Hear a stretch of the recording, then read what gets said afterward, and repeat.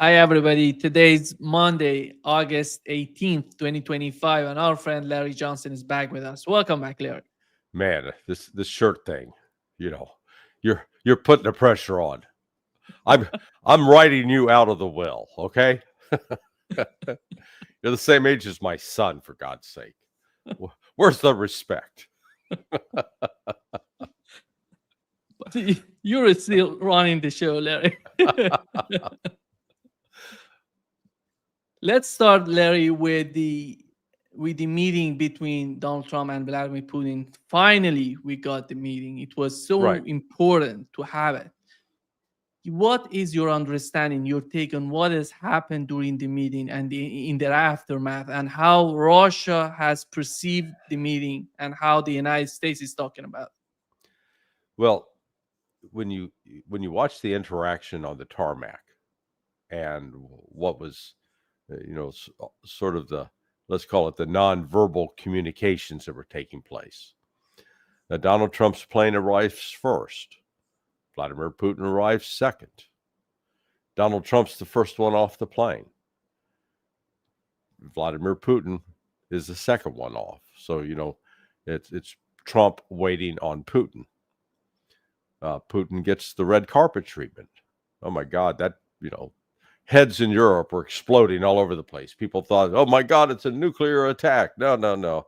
It's just Boris Johnson's big brain blowing up. Okay. But then the initial greeting, um, with Putin walking towards Trump, flashing two thumbs up, and Trump applauding, and then when they come together, it's you can tell when there's a fake, oh yeah, really good to see you, or a genuine hey, and so there wasn't the sort of the tension that might have expected based upon things that had been said, particularly by Trump in the previous 2 months. So, that I took that to mean that there had been much more contact, extensive contact, and talks behind the scenes than had been admitted in publicly, and that Trump, I think, genuinely is trying to figure a way to get out of this. Now, here in the United States, they're not ready for this. The public has been fed a steady diet, buffet style. Buffet is when you go to a restaurant and you can eat all that you can eat. It's been buffet style hatred of Putin and Russia, unrelenting, completely divorced from reality, but nonetheless designed to foster an attitude towards Russia that the only way we can deal with them is destroy them. And so this meeting disrupted that narrative. It hasn't eliminated it by any stretch, but it did disrupt it. And from the sounds of it, initially they were supposed to have that one-on-one, Trump and Putin. Well, the only one-on-one they got was in the back of the limo, where, to Trump's, credit, he offered Vladimir a ride, and Vladimir said, sure. And so they rode together, and they had probably 20 minutes of one-on-one conversation. But after that, Trump didn't want to be by himself, and he had to have Rubio and Witkoff sitting alongside, up against Lavrov, and I think it was Ushakov that was sitting there with Putin. So, the way it's now being cast is that Russia didn't agree to a ceasefire. They agreed we want a complete settlement. And Putin, I think, was able again to explain what the Russian conditions for that are. Now, there is a lot of, I call it disinformation out there right now, suggesting that Putin agreed to freeze the conflict in Zaporizhia and Kherson, even some suggesting that he'd give those back. Putin can no more give back Zaporizhia and Kherson than Trump could give Alaska to Russia. It is, the if you will, the constitutional formation, how that territory became part of Russia is a constitutional process, and so Putin doesn't have the power to do that.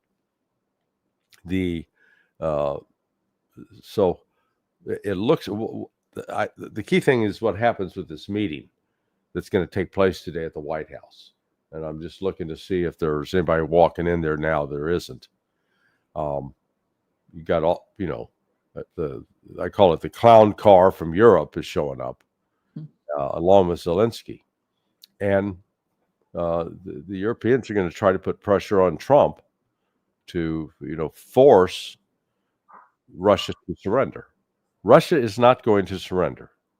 And there are too many in the West that still believe they believe their own propaganda about Russia's suffering, Russia's they genuinely have created this. They believe in the myth that they have created, that Russia has suffered massive losses on the battlefield in terms of men, that 1 million or more men have fled Russia. So Russia is suffering this desperate shortage of manpower. They can't recover. The economy, my God, the economy's terrible. I mean, they've got 2.2% unemployment. That's unsustainable. Go, what? They got full employment. Oh, the inflation's ravaging them. Yeah, that's coming down. So I mean,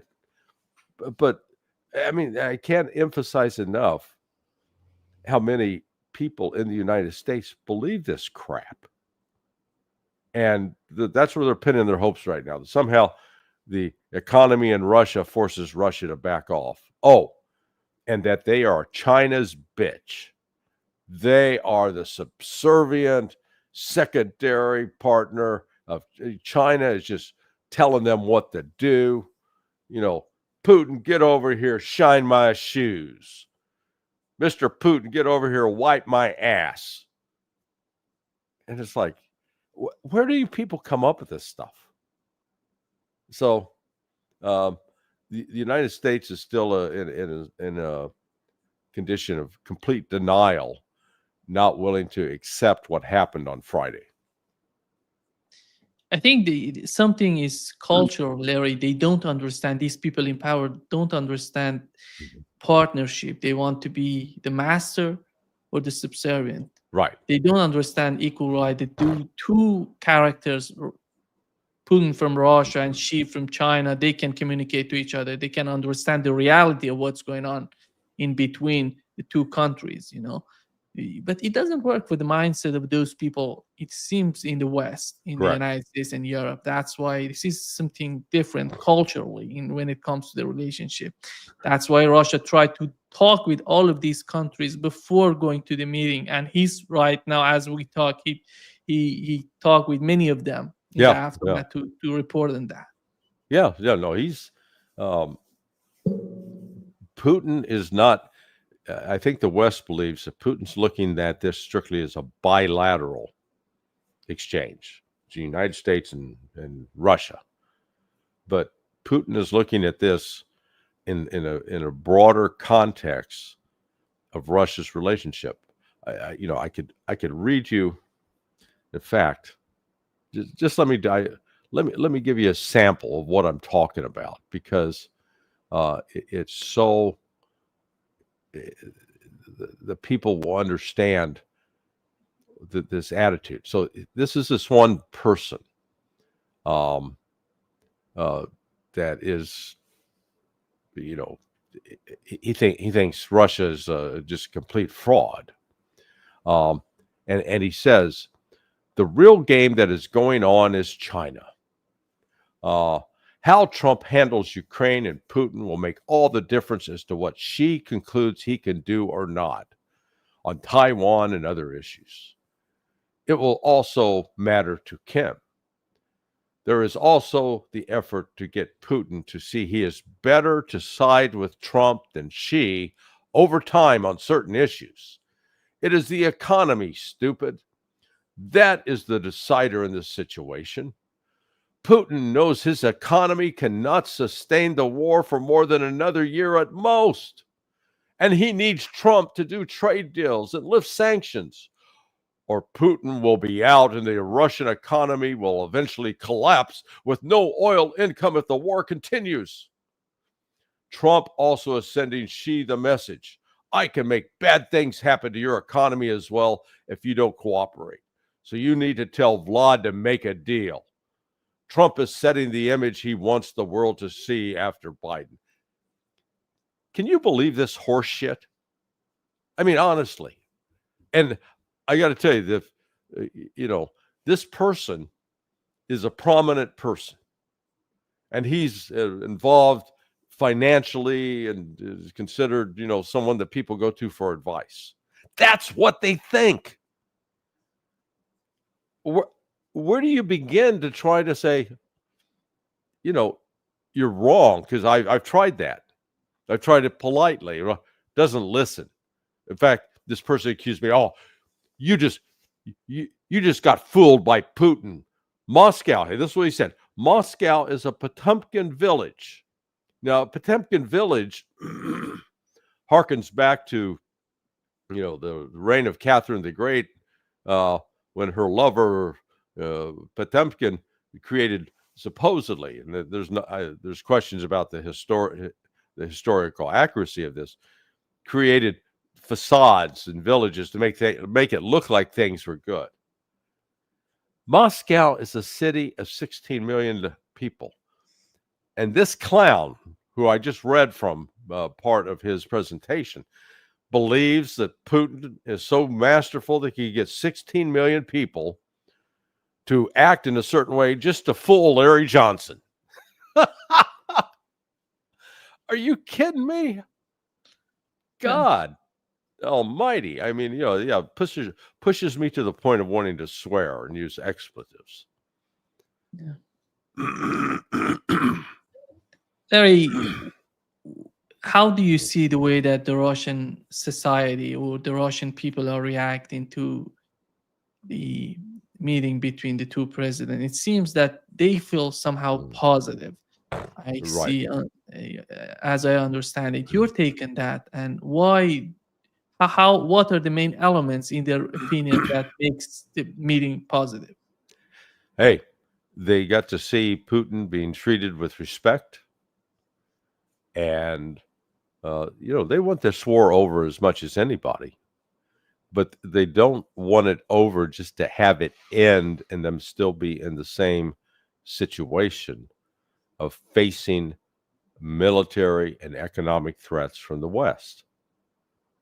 And there's still part of me that believes that I think Russia is being a bit naive in this, because I maintain that the intent of the United States, not Trump, but this goes deeper than Trump and into the deep state, that Trump and the Europeans, they are now determined to destroy Russia by any means possible. But the problem they're running up against is their own economy, their own power is shrinking, not increasing, and making them less able to confront Russia. So, Putin did all the right things, came home, reconvened the same group that he met with on last Thursday, before going to Alaska, and, briefed him up on Saturday. Okay, here's what we accomplished. Here's what was said. And then, as you correctly noted, he's been on the phone with Modi. He's been on the phone with Xi, because Putin understands he's got to have the continued support of these other critical countries, because he is in a confrontation with the West, and because the West does want to destroy Russia. They're not gonna quit until they are militarily defeated, unfortunately. I don't see a peaceful negotiated end to this. hope to be proven wrong. And people say, Johnson, you don't know what the hell you're talking about. But these leopards don't change their spots. Yeah, he talked not only with China and India, he talked with Belarus, Kazakhstan, Uzbekistan, South Africa, Tajikistan. You know, somehow just imagine that this sort of attitude for the United States. It never happens if Right. something similar. Because you have to respect the other people, the other countries, in order to get the feedback that you usually expect from them, you know. Well, plus you either treat them like they're, you know, your manservant, you know, come in here, shave my cheeks, you know, or you treat them as friends with respect, Yeah. or recognize, hey, I need you, you know, your relationship with me is important, and that's why I'm talking to you. You know, that's the message that comes off. That's not what happened when Trump called the Europeans to report in. And I said it'll be fascinating to see if they allow cameras into the Oval Office with all these people lined up. In fact, I don't think the Oval Office could hold them all. The contingent that's coming from Europe, along with Zelensky. Yeah. Here is, Larry, what Steve Witkoff on CNN said about the meeting. Trump called this an extremely productive meeting and said many points were agreed to. You were in the room. Can you give us two specific points that were agreed to? We agreed, Jake. First of all, thank you for having me, and good morning. We agreed to robust security guarantees that I would describe as game-changing. We didn't think that we were anywhere close to agreeing to Article 5 protection from the United States, in legislative enshrinement within the Russian Federation, not to go after any other territory when the peace deal is codified, legislative enshrinement in the Russian Federation, not to go after any other European countries and violate their sovereignty. So we agreed to there was plenty more. Here's what. Larry, what he said, he simply says that so whatever has happened, the front line would be the main line to be discussed, and the guarantees, security guarantee, as I understand it, that Witkoff is trying to explain to us, to the CNN reporter, he says that Russia would not go further in the western part of Ukraine, and they're not going to attack Europeans because they were never going to do that. They were never planning to do that. So they say, okay, yeah, sure. You know, they are what is not known, or where we're getting mixed signals. Witkoff and company implied that Putin's going to give up on Zaporizhia and Kherson. Putin can't give up on Zaporizhia and Kherson. That's Russian territory. Period. And despite, however, the West wants to pretend that it's not, it is Russian territory, just as much as Crimea is Russian territory. Russia's not going to give up on its territory. Very simple. The West keeps pushing, oh, yeah, we can find a deal. No, there's no deal now on that. That's done. The only deal is what happens to Dnipropetrovsk, what happens to Sumy, Poltava, Kharkiv, because the Russians are moving into those areas and have vowed to keep it, but it's not formally part of the Russian Federation because there hasn't been a vote, and the Rada hasn't confirmed the election results and accepted and taken the legal steps under the Russian Constitution to recognize those territories as part of Russia. So Putin can give those up. He can offer to withdraw, but this means Ukraine's going to have to stop its military activities and withdraw basically west of the Dnieper River. Under Zelensky right now, I don't see him doing that. They're going to try to insist to keep this up. And again, we come up against this narrative that's being pushed so feverishly in the West about that Russia's failing militarily and that they can't continue this much longer. No, it's just the opposite. But as long as the West continues to enable Ukraine, the war is going to continue. So we don't have the full details of what they actually agreed to, but it sounds like, at least for once, Witkoff, Rubio, Trump at least listened and heard what Putin was saying. What are the security guarantees that the United States, together with Russia and Europeans, would be able to give to Ukraine? Do we know anything about that? No, not really. I know what they're saying, that you could get a potential deployment of NATO troops into Ukraine. Not going to happen.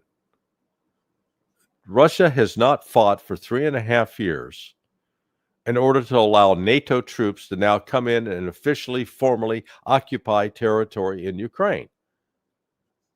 If Putin did that, he'd be, the military would step in and say, wait a minute, no. We've not lost 150,000 of our colleagues, so you can give away our security. Ain't going to happen. Yeah.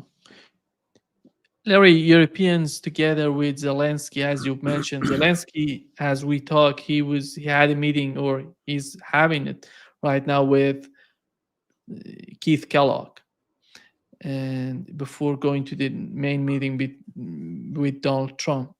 Do you feel that we're going to see the same sort of meeting, or the tone of the meeting, the atmosphere of the meeting would be different? Here is what Marco Rubio said about that. Concern from the Europeans that President Zelensky is going to be bullied into signing something away. That's why you have these European leaders coming as backup tomorrow. Can you? No, it isn't. That's not why they're coming them? as back. That's not true. No, but that's not that's not true. They're not coming here tomorrow to keep Zelensky from being bullied.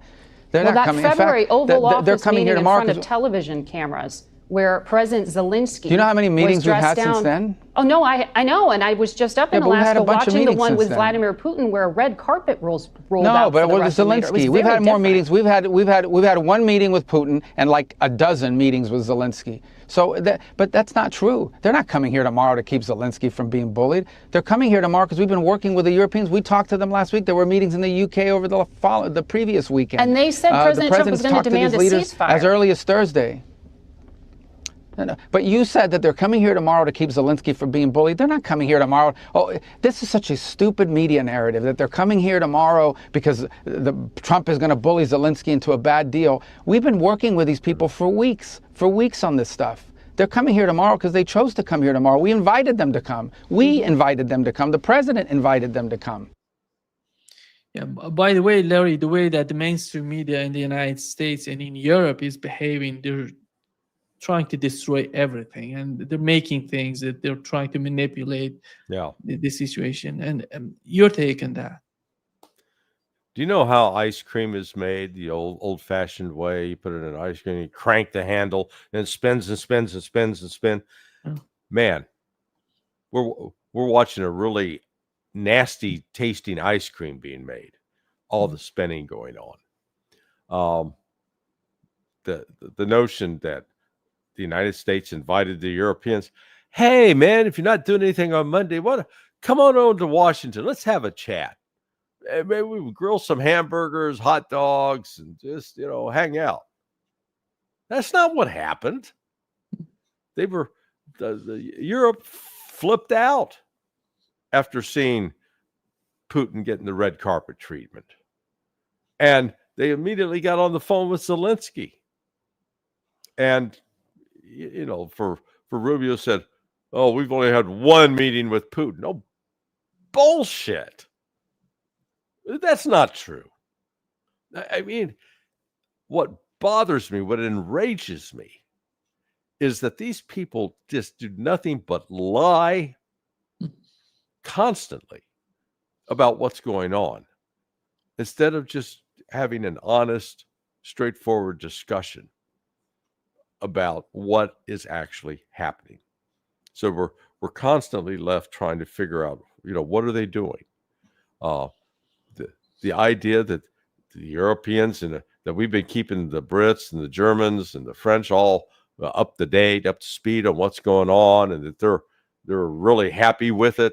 I mean, they're not true.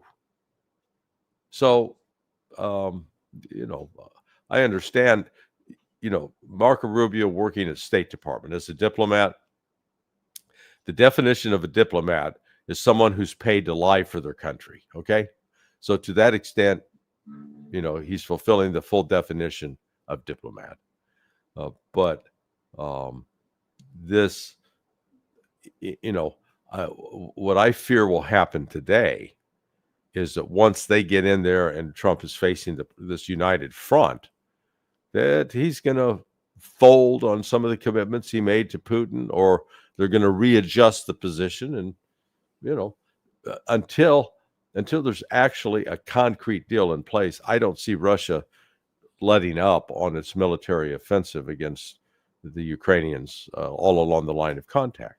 So the war will go on. Yeah, actually, Sersky reported that, as he mentioned, he believes that Russia is preparing to deliver a powerful strike on the Zaporozhye front. And he says that they're transferring the forces from the Sumy region, bringing to that front. And it doesn't seem that Donald Trump has any other option. Larry, you talking about Europeans putting pressure on Donald Trump together with Zelensky, but what option is on the table for Donald Trump? If he goes after sanctions, I think he knows that before escalating in that front, he knows that he's going to be defeated, because Russia is so much, they're talking with their partners. They know what they're doing. Right. Yeah. Russia clearly has a strategy. I don't think Trump does.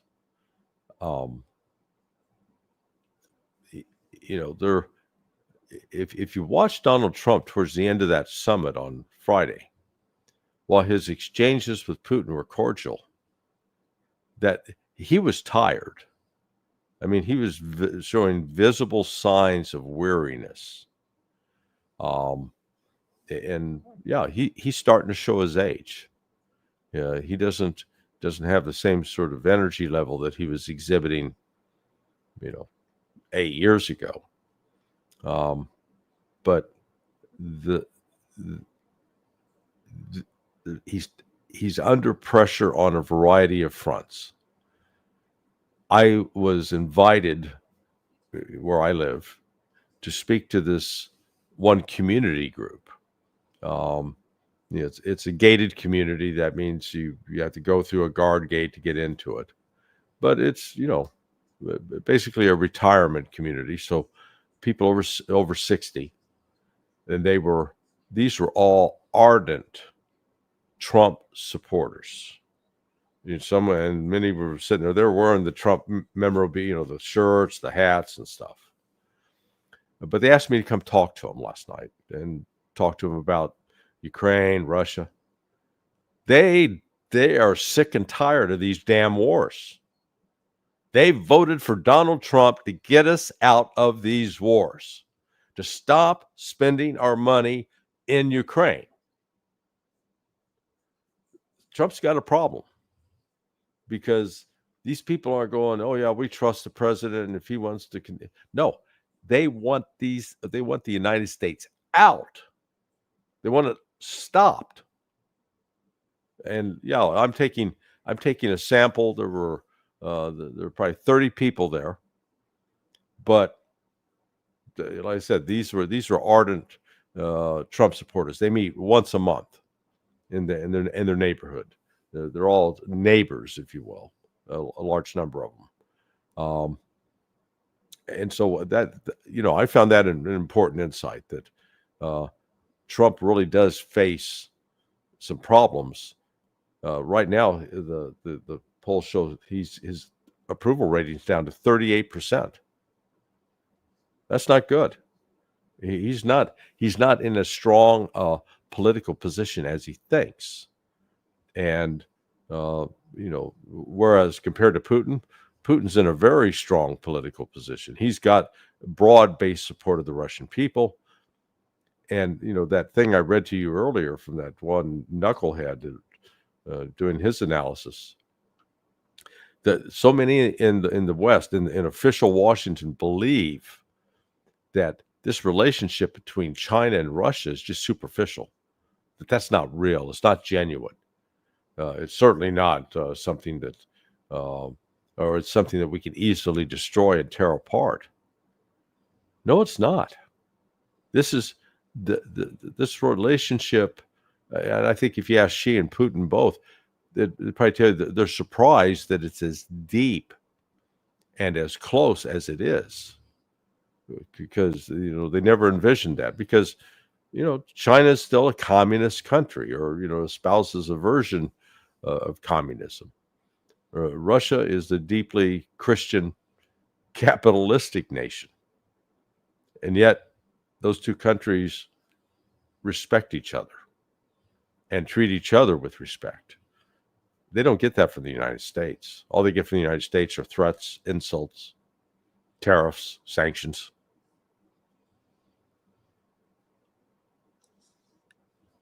Larry, Russia, I think the main problem is still the Wolfowitz doctrine. I know that you once mentioned that you know him because your son was in the same school as his son. Yeah. Because in that doctrine, he says that the United States should not have any sort of competitor in terms of the regional power or superpower. Those days are gone. Yeah.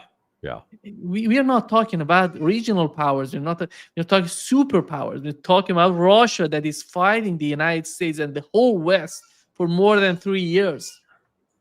Yeah. Well, this ultimately, Nima, this is really about economics and what's happening on the global scene, both financially and in terms of trade. The United States faces some incredibly difficult, almost unresolvable financial challenges. And we're just, the simplest way to put it, it's like you're back in college and you got a credit card. You have now maxed out the credit card and you've still got bills coming in, but you don't have enough cash flow to pay those bills. That's where the United States is. And it's not just the United States. UK, same position. France, same position. Germany still has, they still have some reserves, but their debt level is growing every year now. It's not going down, and they are deindustrializing. Russia, by contrast, is 14%, 19% of its debt to GDP.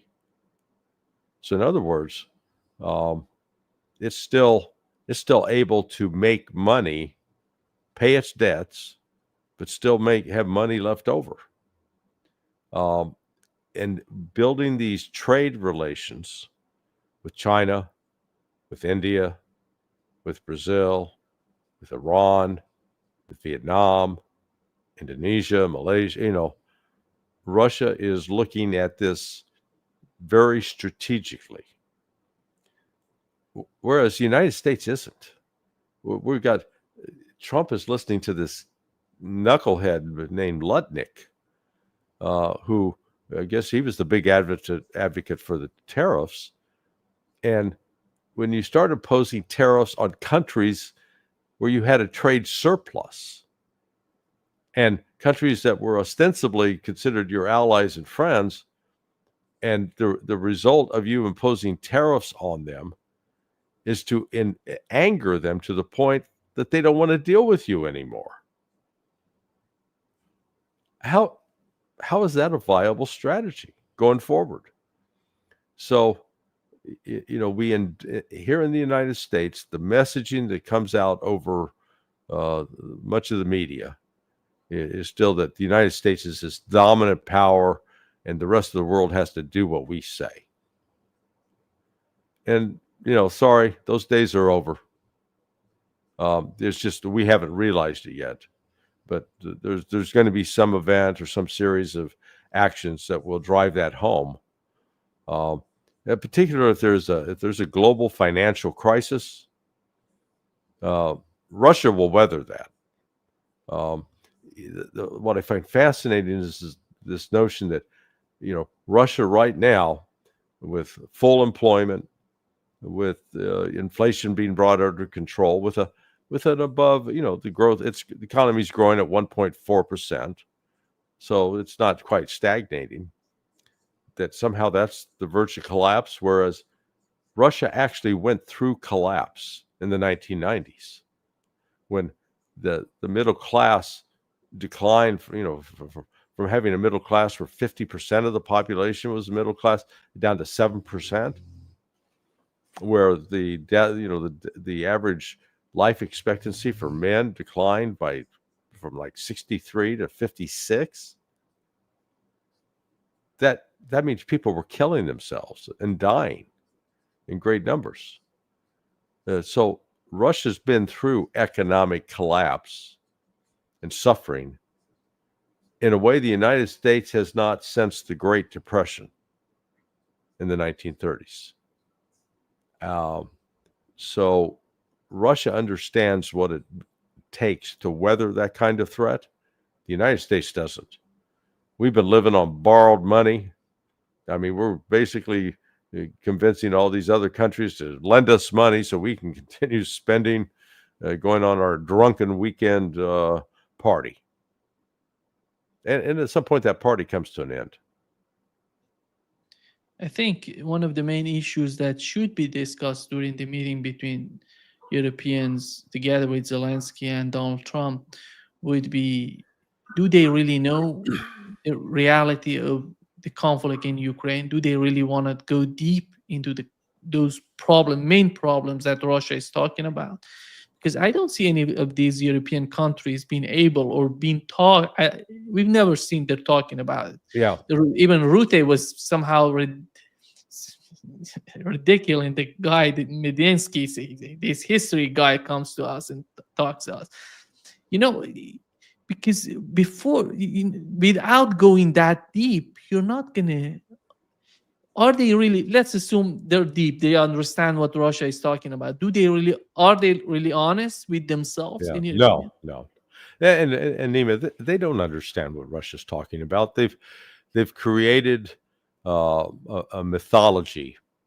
So this war, Russia is Nazi Germany reborn in their narrative. Vladimir Putin, worse than Hitler, and he is wanting to conquer the world. He's not content to rule over Russia. He must take Europe.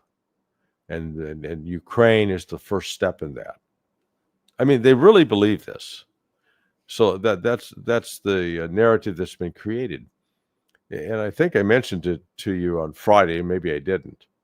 I went back searching the press to find out when did the narrative about Putin become so negative and so actually divorced from reality. Because he took office, he became acting prime minister in August of '99. Then formally installed in December of '99. Yeltsin resigned. But during those first years, Putin was actually got good press coverage in the West. I mean, Barbara Walters, who was famous, correspondent, and she interviewed him, gave him they called her Baba Waters. Putin got the great treatment from her. But then comes 2003 and the U.S. invasion of Iraq, an illegal invasion, an unjustified invasion. Putin opposed that, spoke out against it, condemned it. And at that point, the fury of the West was turned on him, and the narratives began to be constructed. And it was the next year, I believe, in 2004, that you got the first color revolution attempt in Ukraine. So basically, since Putin wasn't going to play along with the Western plan to invade and control other countries, then he was going to be accused of doing the very same thing and attacked for it, even though it wasn't true. And so this was the ultimate form of psychological projection, where we the West, the United States, was accusing Putin of doing what we were doing. And Putin had no intention of doing that. So that has not changed. That mentality has not changed. And there is no effort to allow people with what I call a reasonable view about Russia on any of the major news channels or newspapers, for that matter, to talk about this. Instead, it's a steady diet of anti-Russian, anti-Putin propaganda. And until that stops, I don't think these political solutions are actually viable in the West.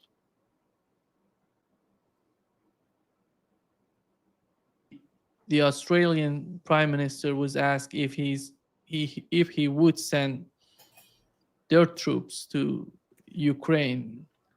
And here is what he said, Larry.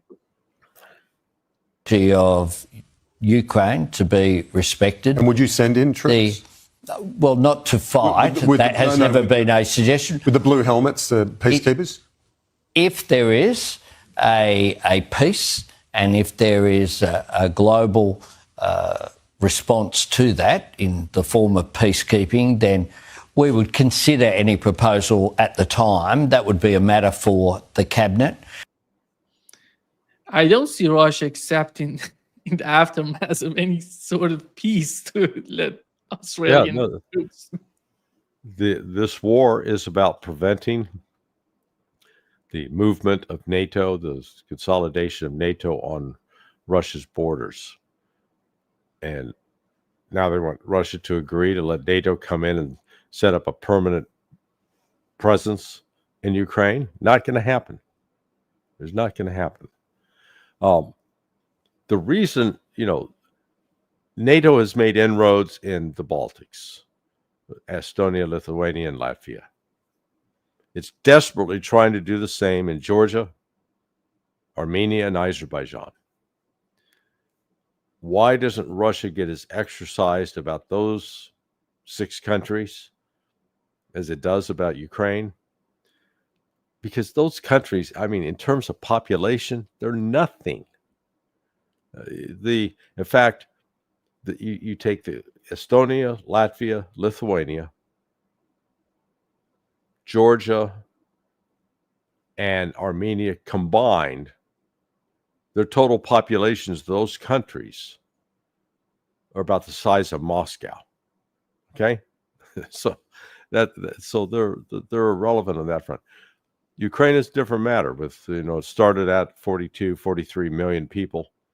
Now it's down dramatically because of the war, but nonetheless, it is a big nation, and it's got the historical ties with the foundation of Russia going back over 1,000 years. So Russia can't ignore that, and the West knows this. That's why they're going so heavily in the direction of trying to. Actually, they promoted Ukraine militarily in hopes that it would destroy Russia. The NATO planners never imagined they'd be in a situation where they're facing their own destruction because they're backing of the Ukrainian war effort has blown up in their face. Larry, what's your expectation on the behavior of Donald Trump? You've mentioned that Europeans, in my opinion, Europeans are doing everything to put pressure and to change his mind. Do you think they're going to be able? They may. I can't rule that out. Trump desperately wants to be liked. That's the kind of person he is. And when they get in that meeting, he wants all those people to like him. And so he's going to have to make some compromises or do some things to please them. Otherwise, what he should say, come in and say, hey, nice to see you all, but this is going to stop. We're not going to continue this. This war is coming to an end. And Mr. Zelensky, it is incumbent upon you to sit down and negotiate with the Russians. We're not going to do it for you, but we are not going to continue to pay you. And in fact, Trump's got a lot of leverage. He could say, hey, we're going to allow you, we guarantee you your safety here in America. You can come live here. But this is going to stop. We're not going to continue to enable this conflict. He's not going to do that. So the war will continue until we reach a critical stage where Ukraine will collapse and the West won't be able to do a damn thing about it.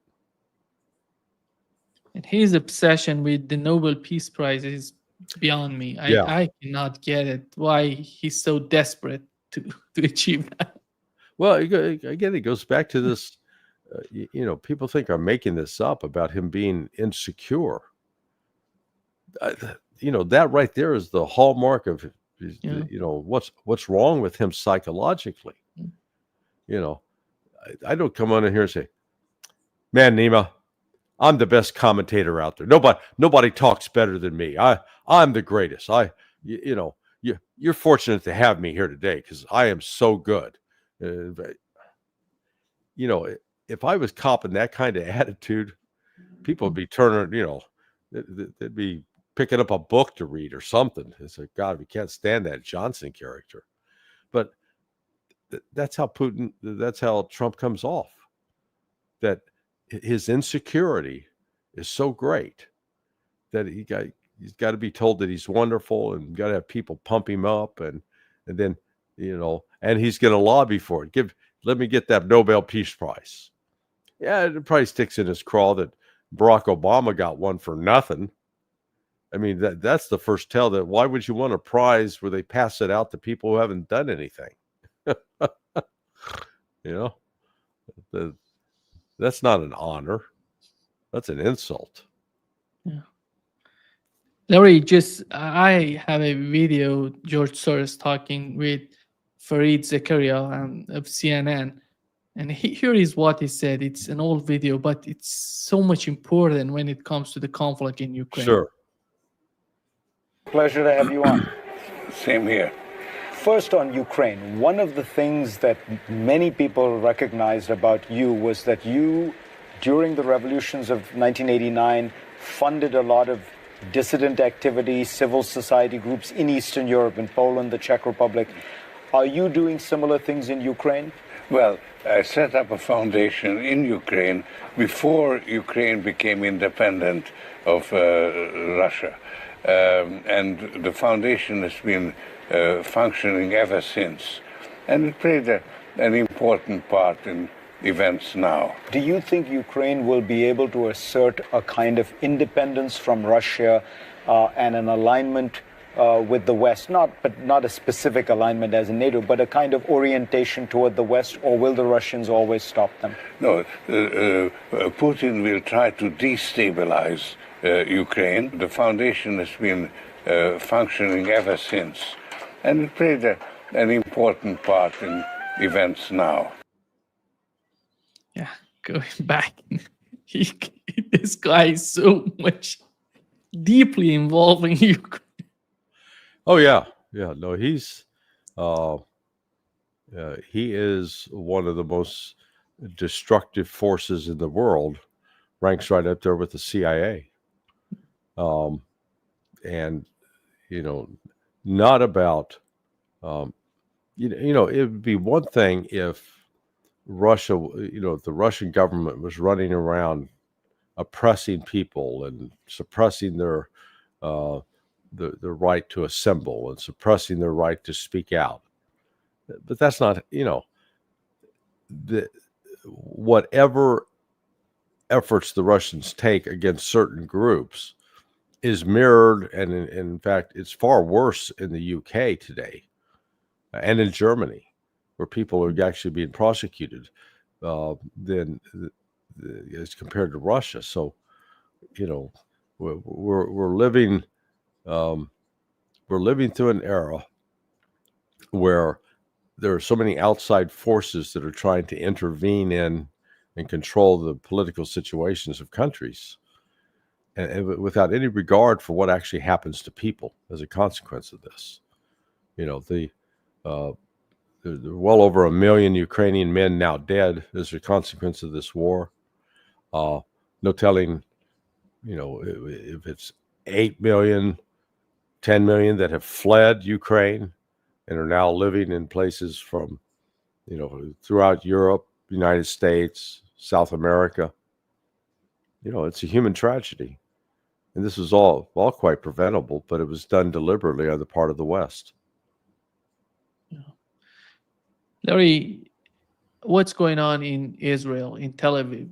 Huge protests, and more than 1 million people on the street protesting the administration in Israel, the Netanyahu administration.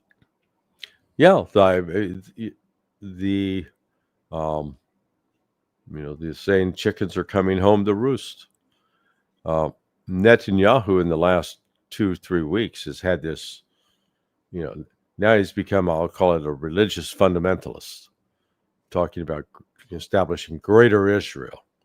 And we talked, I think we talked about that briefly the other day, which encompassing Jordan, Iraq, Saudi Arabia, Egypt.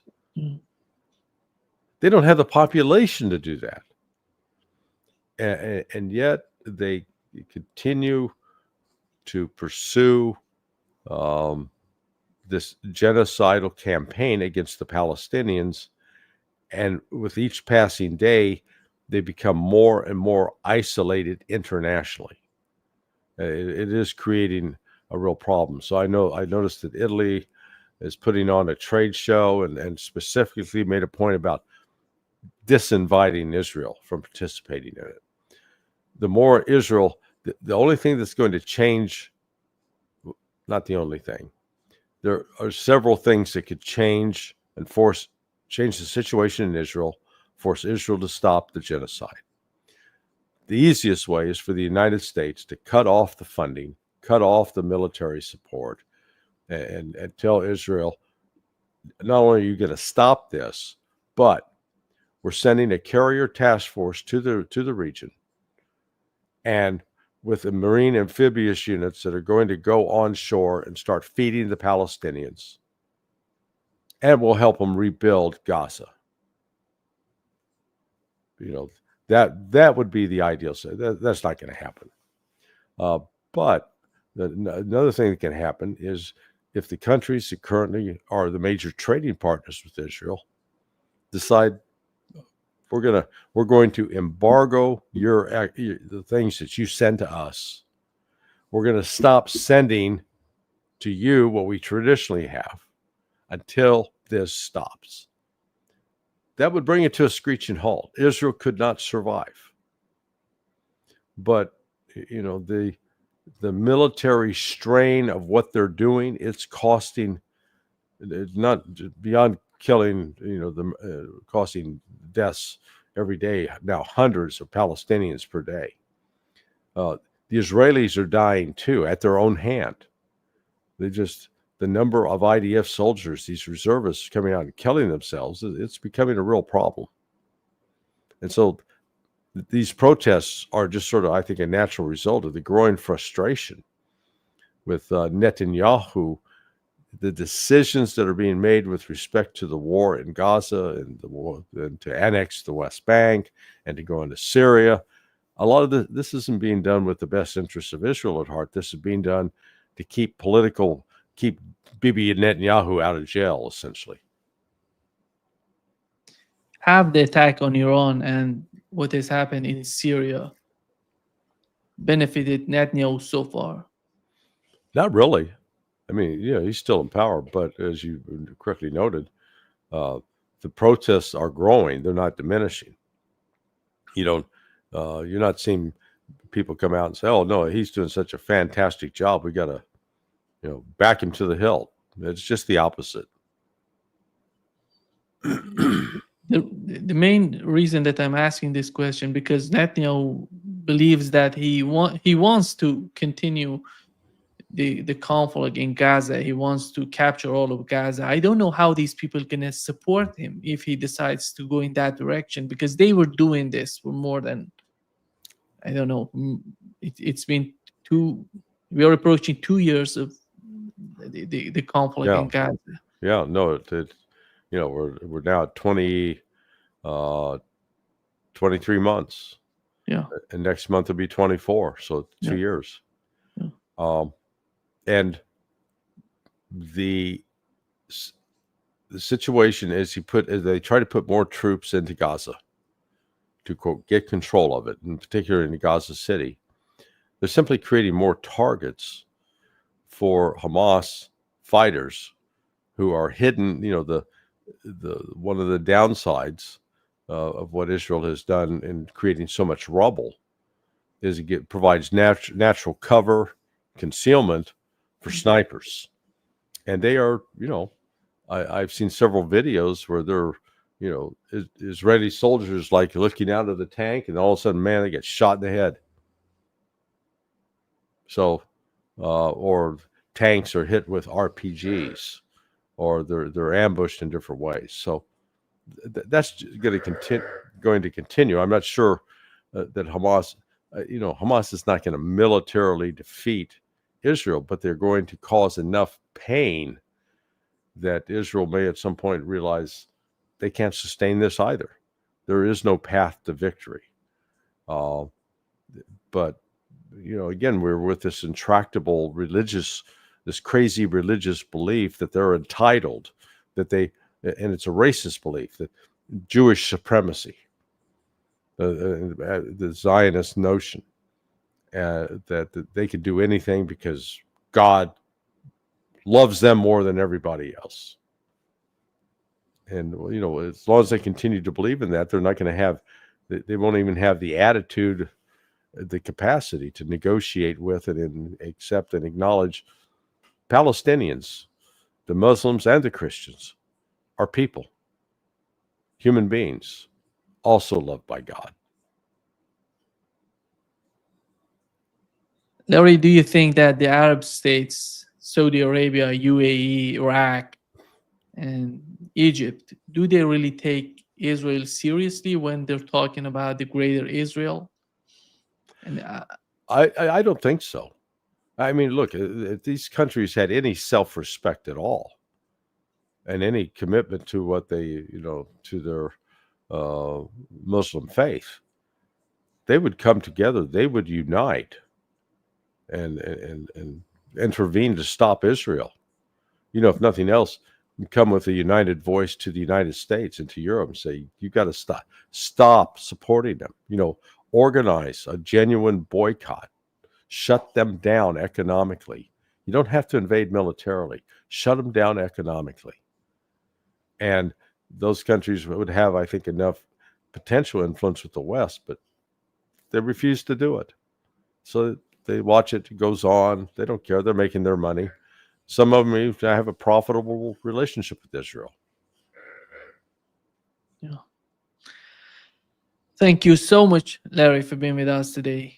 Well, we'll see what other problems crop up during the week. We'll have something to talk about on Friday.